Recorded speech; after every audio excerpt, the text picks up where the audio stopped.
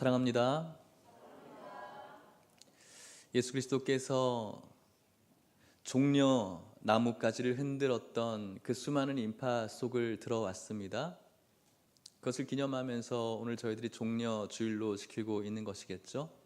지난주 저희들이 그 귀한 말씀 속에서 종려 나뭇가지를 흔들며 호산나를 불렀던 그들의 모습을 떠올려 봤습니다. 사랑하는 성도 여러분, 예수님께서는 그 수많은 인파 속에서 환영을 받고 호산나를 외쳤던 흥분케 했던 그 수많은 인파 속에서도 주님께서 바라보셨던 곳은 한 곳이었어요. 그것은 바로 오늘 찬양대가 찬양했던 갈보리였어요.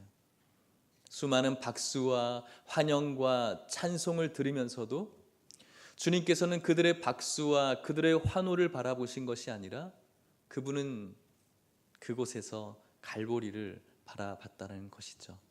이것이 주님의 목적이었기 때문에 그렇습니다. 오늘 저희들이 종려 주일로 지키고 있지만 예수님께서 바라보셨던 그 갈보리의 십자가를 저희들도 시선을 맞출 수 있기를 주님의 이름으로 간절히 축복합니다. 오늘은 갈보리를 바라봐야 되지만 오늘 이 성경에서 나오는 등장 배경에는 겟세마네가 있습니다. 저 여러분들은 겟세마네에 대해서 굉장히 많이 들어봤습니다. 이 단어를 떠올리면 여러분들에게는 어떠한 의미가 있는지 모르겠어요. 뭔가 낭만적인 그런 단어일 수도 있겠고 뭔가 멋있는 그런 단어일 수도 있겠죠. 그런데 여러분, 겟세마네에 오르신 예수 그리스도의 고통을 생각한다면 그것은 굉장히 비참한 그리고 아프고 슬픈 산이라는 것을 알 수가 있습니다. 그분의 고난과 죽음, 그분의 십자가, 그분의 삶, 그것에 대해서 우리가 많이 들어볼 수는 있겠지만 그 과정 속에서 살아가셔야 했던 그분의 마음을 우리가 어떻게 느끼면 좋을까요? 느낄 수가 과연 있을까요?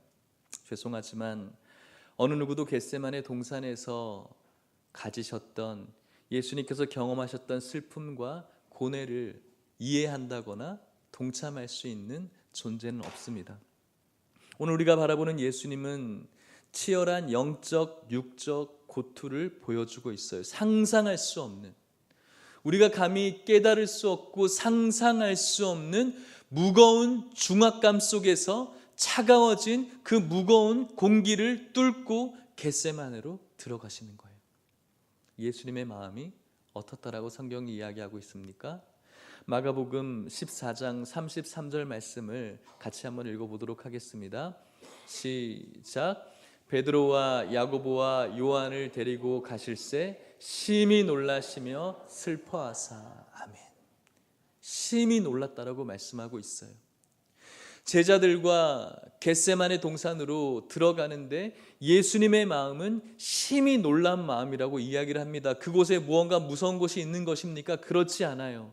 예수님 마음에 무언가가 있는 것이죠. 심히 놀랐다라는 이 단어의 원뜻은 극도의 놀람과 극도의 공포와 극도의 당혹스러움과 극도의 두려움을, 경악을 의미하는 것이 심히 놀라운 거예요. 예수님께서, 전능하신 예수님께서 무엇 때문에 그렇게 심히 놀랐을까요? 무엇 때문에 그렇게 심히 공포스러웠을까요? 슬퍼하사라고 말씀하고 있죠. 이 슬퍼하사의 원뜻은 극도로 마음이 무겁다라는 뜻을 갖고 있어요. 전능하신 예수님, 무엇이든지 할 수 있는 그분께서 무엇 때문에 그렇게 심히 공포스러워 하셔야 되고 놀랍고 경악스럽고 무거워야 될까? 계속해서 성경이 그분의 마음을 표현하고 있죠. 34절 말씀입니다. 같이 읽어볼까요? 시작. 말씀하시되 내 마음이 심히 고민하여 죽게 되었으니 너희는 여기 머물러 깨어 있으라 하시고. 아멘. 놀람과 중압감의 고통으로 인하여서 주님께서는 다 죽겠다라고 이야기하는 거예요. 무엇이든지 어떠한 문제이든지 그 문제 앞에서 당당하게 담대하게 그 모든 것들을 이겨오셨던 예수님이셨어요. 자신을 죽이려고 했던 그 극심한 안티들, 바리새인들, 종교 지도자들 앞에서 한 번도 흔들리지 않고 굴복당하지 않았던 예수님이셨어요. 그렇게 강했던 예수님께서 자신과 함께 있는 그 제자들, 언제나 당당하게 있어야 될 제자들 앞에서 나 죽겠다라고 이야기하는 거예요. 심히 죽겠다고, 너무너무 힘들다라고 제자들에게 이야기를 하고 있는 것이죠. 얼마나 힘들었으면, 예수님께서 그렇게 기도하는 모습 속에서 얼마나 힘들었으면 누가복음은 이렇게 표현하고 있을까요? 누가복음 22장 44절 말씀입니다. 시작. 예수께서 힘쓰고 애써 더욱 간절히 기도하시니 땀이 땅에 떨어지는 핏방울 같이 되더라. 아멘. 나 죽겠다. 그 죽겠다라고 이야기하시는 그 예수님께서 하나님께 기도합니다. 자신의 기도 제목을 가지고 기도하는데 얼마나 그것이 힘들고 중압감으로 다가왔으면 그의 땀방울이 핏방울 같이 됐다. 무엇을 쏟아놓는 것입니까? 진액을 다 쏟아놓는 거예요. 아파 보신 분들 있으시죠? 밤에 땀을 얼마나 흘렸는지 자고 일어나면 그 이불이 흥건해지잖아요. 땀이 아니죠. 무엇을 흘린 겁니까? 진액을 쏟은 것이죠. 얼마나 힘든 그 육적인 사투를 벌이면 그런 것들이 뚝뚝 떨어지는 것이죠. 근데 예수님께서는 핏방울처럼 떨어뜨리는 거예요. 자신이 가지고 있는 그 인간적인 그 진액들이 피에 비쳐서 뚝뚝 떨어지고 있는 거예요. 얼마나 이 순간이 무겁고 무섭고 괴롭고 슬프고 경악스럽고 당혹스러운지, 기도를 하면서 자신의 진액을 다 쏟아내면서 기도하고 있다는 것이죠. 이 예수님의 마음을 이해할 수 있을까요? 동참할 수가 있을까요? 고난주간이 되면은 많은 분들이 그분의 고난에 동참하기 위해서 금식을 하기도 하고 또 자신이 좋아하는 어떤 것들을 절제해 보는 시간을 갖습니다. 우리가 아무리 금식을 한다고 한들 그분의 배고픔에 비할 바가 되겠습니까? 우리가 아무리 사람들의 손가락질을 받고 무언가 내가 좋아하는 것들을 포기한다고 한들 그분의 고통과 슬픔과 아픔에 정말로 동참할 수가 있을까요? 흉내내는 것, 그것밖에 더 되겠습니까? 우리가 할 수 있는 것이 무엇입니까? 아무것도 없죠. 우리가 아무리 무언가를 한다고 할지라도 죄인된 우리들의 능력으로, 우리들의 제한된 지성과 우리들이 가지고 있는 그 이성으로 전능하신 예수님께서 겪어야 되는 이 고통을 이해할 수 없고 깨달을 수 없고 동참할 수가 없다는 것이죠. 이렇게 힘든 마음으로 예수님께서 하나님께 기도하는 기도 제목이 무엇입니까? 무엇이 그렇게 예수님에게 있어서 무거운 기도 제목이었을까요? 마가복음 14장 36절 말씀을 읽어보겠습니다. 주님의 기도입니다. 시작. 이르시되 아빠 아버지여, 아버지께서는 모든 것이 가능하오니 이 잔을 내게서 옮기시옵소서. 그러나 나의 원대로 마시옵고 아버지의 원대로 하옵소서 하시고. 아멘. 예수님의 기도 제목은 하나예요. 이 잔을 옮겨달라는 것이죠. 이 잔 옮겨달라고, 하나님 가능하시오니 이 잔을 내게서 옮겨달라고 자신의 진액을 쏟아 놓으시면서 극도의 공포와 극도의 괴로움과 아픔을 가지고 하나님께 기도하고 있는 것이죠. 그 잔이 무엇입니까? 진노의 잔이죠. 하나님의 진노의 잔이에요. 이 잔은 우리가 십자가라고 이야기를 하죠.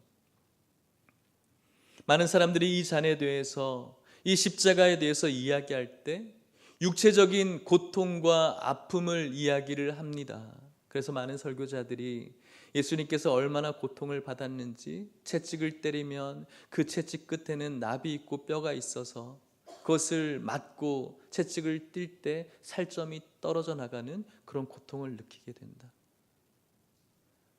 더 잔인하게, 더 고통스럽게 그 장면을 묘사하면서 그 육체적인 고통에 많은 사람들이 동감을 하고 슬퍼하기도 하죠. 영화 패션 오브 크라이스트 같은 그런 영상을 보여주면서 얼마나 예수님께서 잔인하게 죽어가셨는지 더 잔인한 장면들을 계속해서 보여주면서 그 고통을 동감하려고 하죠.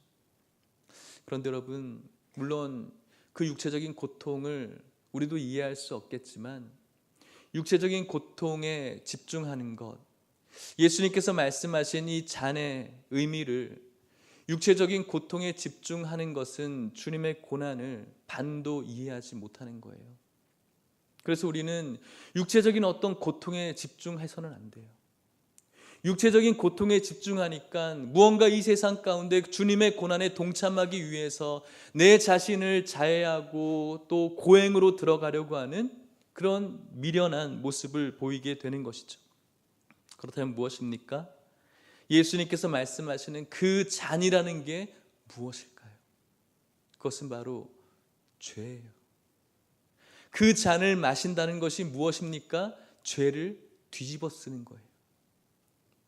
이것이 뭐 그렇게 고통스럽겠어라고 우리는 이야기할 수가 있겠죠. 왜 그래요? 죄인이니까요. 늘 죄를 뒤집어 쓰고 사는 우리는 이 고통에 대해서 이해할 수가 없죠. 이 죄의 뒤집어 씀에 대해서 우리는 동감할 수가 없어요. 하지만 예수님께서는 죄가 없으신 분, 거룩하신 분, 한 점의 그 부끄러움도 찾아볼 수 없는 그분께서 인생의 모든 더럽고 비참한 죄들을 뒤집어 쓰는 거예요. 괴로운 것이죠. 수치스러운 것이죠. 자신을 향해서 날아오는 수많은 독설과 비난과 조롱과 침뱉음보다 더 수치스러운 것이 인생의 모든 죄의 짐, 그 죄를 뒤집어 써야 된다는 거예요. 우리가 이해할 수가 없어요. 여러분들이 깨끗하게 목욕을 하고 나왔어요? 여러분들이 가장 혐오스러워하는 어떤 것들이 있을 수 있겠어요? 배설물들 같은 냄새나는 가장 추악한 것들이 있을 수 있겠죠. 깨끗하게 목욕을 하고 나왔는데 누군가가 그것들을 여러분들에게 뒤집어 씌우는 거예요. 기분이 어떨까요? 굉장히 더럽고 불쾌하고 괴롭겠죠. 그것을 비할 수가 없는 것이죠. 예수님에게 있어서는 고결하고 거룩한 한 점의 검은 죄를 찾아볼 수 없는 그분에게 있어서 가장 추악하고 비참하고 냄새나는 그 인생의 죄짐의 덩어리들이 쏟아지는 것이죠. 얼마나 괴롭겠어요. 이해할 수가 있겠어요? 이해할 수가 없어요. 그분의 고난에 동참할 수가 있겠습니까? 동참할 수가 없어요. 깨달을 수가 없는 것이죠. 그것보다 더 비참한 것이 무엇입니까? 하나님과 분리되어져야 되는 거예요. 하나님과 함께 하셨습니다. 영원 무궁토록 하나님과 함께 하셨죠. 그렇지만 이제 예수님께서 죄를 뒤집어 쓰셨기 때문에 자신의 영원한 실존 속에서 처음으로 하나님과 분리되어지는 거예요. 이것이 예수님에게 있어서는 참을 수 없는 고통인 거예요. 이 고통을 이해할 수가 있으세요? 이해할 수가 없어요. 하나님과 분리되는 게 그것이 뭐 그렇게 고통스러워? 우리는 이해할 수가 없어요. 왜요? 우리는 늘 하나님과 분리되어서 살아가고 있거든요. 우리들의 삶을 살펴보십시오. 하나님과 늘 떨어져 살고 있지 않습니까? 그것이 여러분들에게 불편하십니까? 그것이 여러분들에게 고통스럽습니까? 그렇지 않아요. 익숙하시죠. 예수님께서는 그것이 고통인 것이죠. 하나님과 늘 함께하며 그분과 대화하고 교제하고 그분과의 깊은 은혜로 들어가는 것이 예수님에게 있어서의 최고의 선물이고 만족인데 이제 그분과 분리되어져야 되는 거예요. 죄를 뒤집어 쓰시고 죄를 가장 멀리 하시는 그 하나님과 분리되어지는, 뜯어지는 그 고통을 예수님께서는 담당하시는 거예요. 이것이 예수님에게 있어서 가장 본질적인 고통이라는 것이죠. 이해할 수 있으세요? 동참하실 수 있으세요? 어떻게 동참할 수가 있을까요? 이해할 수가 없는 것이죠. 얼마나 그것이 놀랄 정도로 두렵기에 하나님을 부르면서 무엇이라고 부릅니까? 그 잔을 옮겨달라고 부르면서 하나님을 향해서 아빠, 아빠, 아버지, 아빠라고 부르잖아요. 저에게는 9살, 6살 딸 아이들이 있어요. 지난번에 한번 소개했지만 어제도 똑같은 일을 하더라고요. 둘째 아이가 자꾸 무서운 것이 생각난다고, 아빠 자는데 저는 빨리 좀 잤으면 좋겠는데 저한테 계속 와서 저에게 안기는 거예요. 아빠, 아빠. 엄마도 있는데 잘해준 것도 없는데 아빠, 무서운 거 생각이 나. 못 자겠어. 괜찮아, 아빠가 있잖아. 본능적으로 아빠를 부르는 것이죠. 오늘 본문에도 예수님께서는 아빠를 찾고 있어요. 어린아이는 자기가 아빠를 부르면 아빠가 자기 말을 듣고 자신에게 얼굴을 돌린다는 것을 본능적으로 알고 있죠. 그렇게 예수님께서는 마치 어린아이 같이 상하고 의지하는 마음을 가지고 하나님을 향해서 아빠라고 부르고 있는 거예요. 모든 것이 가능하잖아요. 이 잔을 내게서 멀리에 달라고 아빠라고 부르면서 필사적으로 그 무거운 짐을 옮겨주기를 하나님께 소리치고 있는 것이죠. 그분께서 이것을 들어주지 않을 것이라는 사실을 또 알고 있지만 그럼에도 불구하고 너무나 고통스러우니까, 죄짐을 뒤집어 쓴다는 것이 너무나 고통스럽다는 것을 아니니까, 하나님과 분리되어진다는 것이 얼마나 고통스러운 것인지 예수님께서는 아시니까 아빠를 외치면서 끊임없이 간구하는 거예요. 그분의 고통을 아시겠어요? 이해할 수가 없어요. 사랑하는 여러분, 우리가 여기서 예수님의 절규뿐만 아니라 또 한 분의 아픔도 있다는 것을 의식해야 돼요. 누구입니까? 아빠의 아픔도 있어요. 하나님은 당신의 아들의 간절한 간구와 외침과 절규를 듣지 못하는 귀벙어리십니까?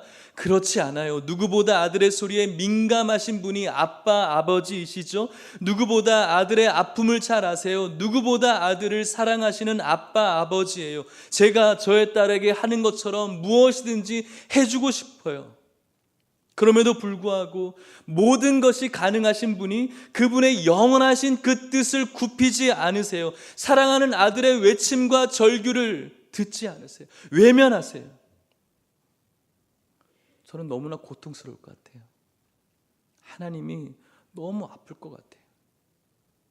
자신의 사랑하는 그 아이의 절규와 외침을 들으면서 할 수 있음에도 불구하고 하지 않는 그 괴로움이 너무 아플 것 같아요. 하나님의 아픔을 알고 계세요? 하나님의 고통스러움을 깨닫고 계십니까? 아프시죠? 여기서 우리가 생각해야 될 심각한 문제가 있어요. 도대체 왜 라는 것이죠. 도대체 왜 예수님께서 저런 고난과 두려움과 슬픔을 가지셔야 되는가? 도대체 왜 예수님께서 저렇게 절규하셔야만 됐는가? 겟세마네에서 도대체 왜 하나님께서 그의 아들의 절규를 외면할 만큼 고통스럽고 괴로운 마음을 갖고 계셔야 되는가? 우리들의 머리로 도저히 이해할 수가 없다라는 것이죠. 이해할 수가 없어요. 이해해 보려고 해도 이해할 수가 없어요. 단지 성경이 우리들에게 던져주는 말씀이 있죠. 요한복음 3장 16절 말씀 읽어볼까요? 시작. 하나님이 세상을 이처럼 사랑하사 독생자를 주셨으니 이는 그를 믿는 자마다 멸망하지 않고 영생을 얻게 하려 하심이라. 아멘. 그분의 아픔과 고통과 왜 저렇게까지 하셔야 되었는지 이해할 수 없지만 성경은 이렇게 이야기를 해요. 하나님이 세상을 이처럼 사랑했다. 하나님이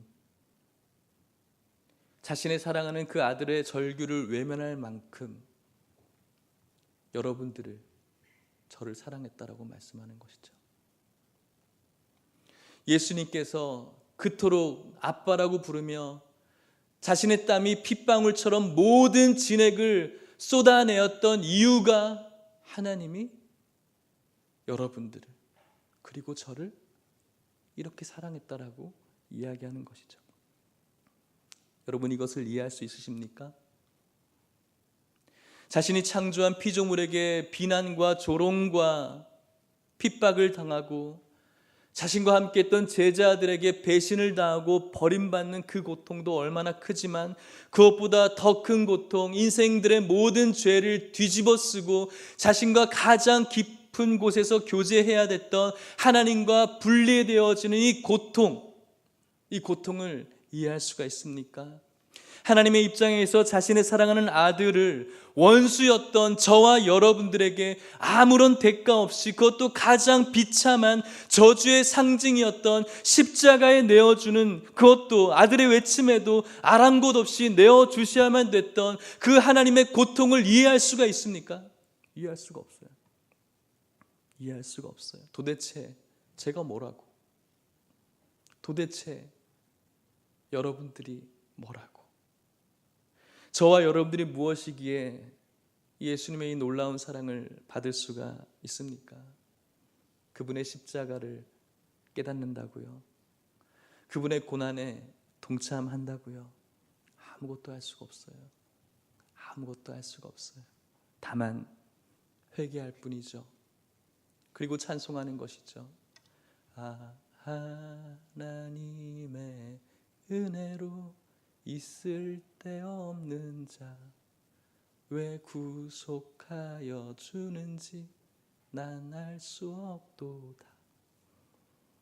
알 수가 없어요. 있을 데 없는 자를 왜 구속해 주는지 알 수가 없다고 그저 하나님 앞에 찬송하고, 오늘도 죄짐에 빠져서 오늘도 그 죄의 길로 걸어가는 내 모습을 바라보면서 회개하는 것, 그것이 우리가 할 수 있는 전부인 것이죠. 말씀을 마치려고 합니다. 사랑하는 여러분, 이렇게 하나님의 마음과 예수님의 마음을 찢어 놓게 했던 한 가지 사건을 통해서 예수님의 이 아픔이 시작되어져요. 어떤 사건인지 아십니까? 선악과 사건이에요. 아담과 하와가 사탄의 유혹에 넘어가서 선악과를 먹게 되었습니다. 그리고 하나님께서 나타나셨어요. 하나님의 명령을 지키지 않았기 때문에 먹는 즉시 어떻게 될까요? 죽어야 돼요. 그런데 하나님께서는 인생들을 사랑하셨나 봐요. 나타나셔서 이렇게 말씀하세요. 창세기 3장 9절 말씀이에요. 여호와 하나님이 아담을 부르시며 그에게 이르시되 내가 어디 있느냐? 아담아, 너 어디 있어? 아담아, 너 어디 있어? 라고 물으시는 거예요. 왜 물으실까요? 회개할 기회를 주기 위해서 물으시는 거예요. 아담아, 지금 너 어디 있니? 네가 서 있는 곳이 어디야? 어느 길에 지금 너 서 있어? 라고 묻는 거예요. 이 물음 앞에 아담이 어떻게 반응했습니까? 창세기 3장 10절 말씀 이렇게 이야기합니다. 이르되 내가 동산에서 하나님의 소리를 듣고 내가 벗었으므로 두려워하여 숨었나이다. 어떻게 반응했죠? 회개하지 않고 숨어버렸어요. 자신의 죄가 부끄러운 줄 알죠. 하지만 부끄러운 죄인들이 해야 될 것은 부끄러움을 무릅쓰고 하나님 앞에 나와서 자신의 잘못된 길을 고하는 거예요. 이것이 바로 하나님께서 아담에게 원했던 것이죠. 만약 이 당시에 아담이 자신의 부끄러움을 무릅쓰고 하나님 앞에 나와서 회개했다면 예수님의 이 고통스러운 기도는 없었겠죠. 십자가는 없었겠죠. 그가 부끄러움을 무릅쓰고 자신의 치마를 벗고 주님 앞에 나왔더라면 하나님과의 깊은 교제로 들어가게 되었을 거예요. 그러지 못했다라는 것이죠. 오늘도 이 죄의 문제를 해결하기 위해서 예수님께서는 그 십자가를 지시고 저와 여러분들을 위해서 죽으셨고, 동일하게 그 십자가에서 여러분들에게 물으세요. 너 어디 있어? 너 지금 어느 길에 서 있어? 어떻게 하시겠습니까? 또 숨으시겠습니까? 아담처럼. 내가 지금 죄의 길에 서 있는 줄 알지만 서 있지 않다고 하나님 앞에 당당하게 맞서시겠습니까? 어떡하겠습니까? 그렇게 된다면은 예수님의 그 십자가가 다시 한번 세워질 수밖에 없는 것이죠. 오늘날 많은 사람들이 2000년 전에 피 흘리신 예수로만 만족하려고 해요. 지금 십자가는 나랑 아무런 관계가 없다라고 생각하는 분들이 너무 많이 있는 것 같아요. 제가 20대 초반에 기도를 하면서 십자가를 좀 곰곰이 묵상해 봤어요. 마음이 굉장히 안 좋았어요. 예수님께 은혜를 받았던 많은 사람들이 있잖아요. 5,000명을 먹이셨어요. 그 5,000명의 사람은 다 어디 있지? 병자를 고치고, 귀신 들린 자를 고치고, 죽은 자를 살리셨고, 기록되어져 있지 않지만 예수님의 은혜를 받은 사람이 너무나 많이 있는데 그 사람들 다 어디 갔지? 예수님께서 갈릴리, 골고다, 갈보리 십자가를 지시고 그곳을 올라가면서 자신에게 은혜를 베풀었던 그 사람들은 다 어디 갔을까? 그 상상을 하고 있다가 깜짝 놀랐어요. 예수님을 향해서 침을 뱉고 조롱을 하고 비난을 했던 그 유대인들의 얼굴 속에서 제 얼굴이 보이는 거예요. 예수님을 십자가에 올려놓고 못을 박는 그 로마 궁병의 얼굴에서 제 얼굴이 보이는 거예요. 어디 갔을까? 어디 갔을까? 그곳에 있었던 거예요. 저도 있었던 것이죠. 얼마나 울었는지 몰라요. 나는 아무렇지 않은 줄 알았는데 내가 주님을 십자가에 못 박고 있구나. 내가 오늘도 주님께 나아가서 주님을 따기 때리고 침뱉고 있구나. 그것을 느끼게 되는 것이죠. 오늘도 주님을 이렇게 아프게 하고 오늘도 하나님을 그렇게 아프게 하고 있구나. 그것을 느끼게 되는 것이죠. 누가 주님을 이렇게 고통스럽게 하고 있습니까? 저예요.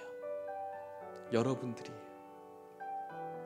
누가 자신의 아들의 그 절규 속에서도 그 절규를 외면할 만큼 하나님을 고통스럽게 하고 있습니까? 저예요. 여러분들이에요. 누가 예수 그리스도를 십자가에 못 박았습니까? 저예요. 여러분들이에요. 이것을 깨달을 수 있다면 하나님과 교제할 수 있는 은혜가 주어지는 것이죠. 고난주간입니다.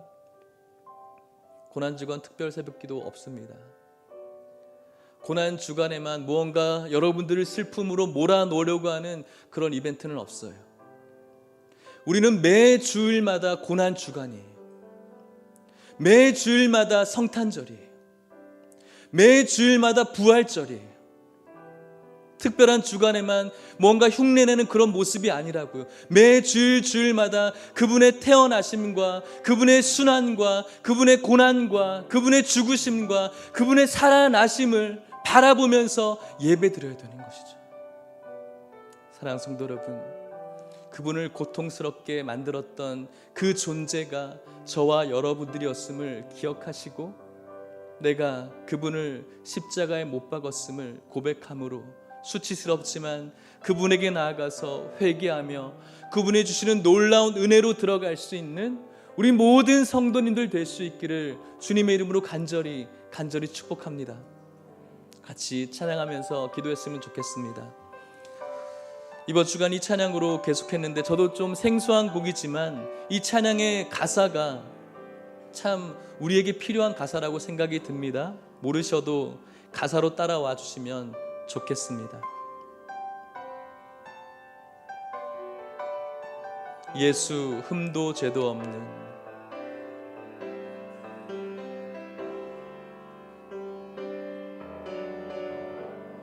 예수. 흠도 죄도 없는 당신이 깊이 감춰둔 내 죄로 인하여 하나님의 어린 양 속죄의 제물 되어 저주받은 나무에 달리셨네. 내가 예수를 당신을 부인했습니다. 내가 예수를 당신을 못 박았습니다. 당신이 행하신 일 모든 약속을 다 잊고 십자가에 예수를 매달았네. 내가 예수를 당신을 부인했습니다. 내가 예수를 당신을 못 박았습니다. 나의 모든 죄를 지고 아버지께 인도하시는 내가 예수를 못 박아. 내가 예수를 당신을 부인했습니다. 내가 예수를 당신을 부인했습니다. 내가 예수를 당신이 행하신 일 모든 약속을 다 잊고 당신이 행하신 일 모든 약속을 다 잊고 십자가에 예수를 매달았네. 고백합시다. 내가 예수를 당신을 부인했습니다. 내가 예수를 당신을 못 박았습니다. 나의 모든 죄를 지고 아버지께 인도하시는 우리 마지막으로 고백합시다. 내가 예수를 당신을 부인했습니다. 내가 예수를 당신을 부인했습니다. 내가 예수를 당신을 못 박았음. 당신이 행하신 일 모든 약속을 다 잊고 십자가에 예수를 매달았네. 내가 예수를 당신을 부인했습니다. 내가 예수를 당신을 못 박았습니다. 나의 모든 죄를 지고 아버지께 인도하시는 내가 예수를 못 박았습니다. 기도할까요? 하나님, 예수 그리스도를 그토록 고통스럽게 만들었던 겟세마네 동산에서 그의 죄를 뒤집어 쓰게 만들고 하나님과의 교제를 띄어놓았던 그 고통을 주었던 존재가 나였습니다. 아들의 절규 속에서도 아무것도 해주지 못하게 했어야 했던 그 존재가 바로 나였고, 내가 예수를 못 박았다라는 사실을 다시 한번 기억하고 깨닫게 하여 주시옵소서. 주님, 내가 예수를 부인했습니다. 주님, 내가 십자가에 예수를 못 박았습니다. 용서하여 주시옵소서. 오늘도 그분을 십자가에 못 박고 있습니다. 용서하여 주시옵소서. 주님의 마음을 기쁘시게 하는 자가 되어질 수 있게 해달라고 우리 같이 한번 진지하게 진실하게 주님 앞에 기도하는 시간을 갖도록 하겠습니다. 기도하겠습니다. 하나님 아버지, 이 시간 주님 앞에 나와서 주님의 귀하신 말씀을 듣습니다. 주님의 마음을 아프게 했던, 주님의 마음을 찢어 놓았던 존재가 바로 나였음을 주님 앞에 고백합니다. 하나님 아버지, 주님을 십자가에 올려놓았던 존재가 바로 나였습니다. 주님을 아프게 했던 존재가 바로 나였습니다. 오늘도 하나님의 마음을 아프게 하고 있는 그 사람이, 그 인생이 나였습니다. 하나님 아버지, 용서하여 주시옵소서.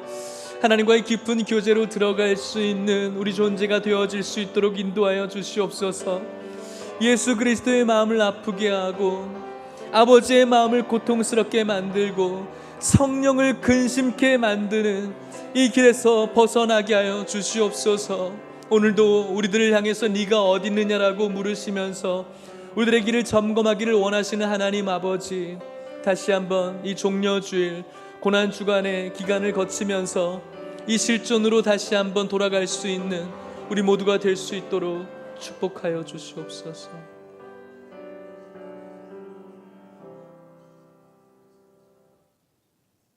아무 흠도 죄도 없는 우리들의 깊이 감추어둔 죄로 인하여서 그 죄를 뒤집어 쓰게 하고 하나님과의 분리의 고통을 경험하게 했던 존재가 이곳에 있는 우리들임을 깨닫습니다. 예수님을 그 고통스러운 십자가에 올려놓았던 존재가 오늘 우리임을 깨닫습니다. 주님의 그 절규에도 아랑곳 없이 그 존재의 절규를 듣지 못하게 했던 하나님의 아픔의 존재도 바로 우리였습니다. 오늘도 그 주님을 십자가에 올려놓고 다시 주님을 못 받고 있는 존재가 우리였음을 주님 앞에 고백하면서 회개함으로 하나님께 나아갈 수 있는 우리 모두가 되어지게 하여 주시옵소서. 하나님 아버지, 주님의 놀라운 사랑을 이해할 수 없습니다. 깨달을 수 없습니다. 왜 우리를 이토록 사랑하셨는지, 왜 우리를 구원해 주셨는지, 우리의 마음을 감동케 해 주셔서 예수 믿게 해 주셨는지 저희들 알 수 없습니다. 하지만 그 놀라운 사랑 우리 마음에 담아내지 못하지만 오늘도 회개하며 주님을 찬양할 수 있는 우리 모든 성도님들 될 수 있도록 인도하여 주시옵소서. 매 주일이 우리들에게 있어서 성탄절이요, 매 주일이 우리들에게 고난주일이요, 매 주일이 우리들에게 있어서 부활주일 될 수 있도록 축복하여 주시옵소서. 예수님의 이름으로 기도하옵나이다. 아멘.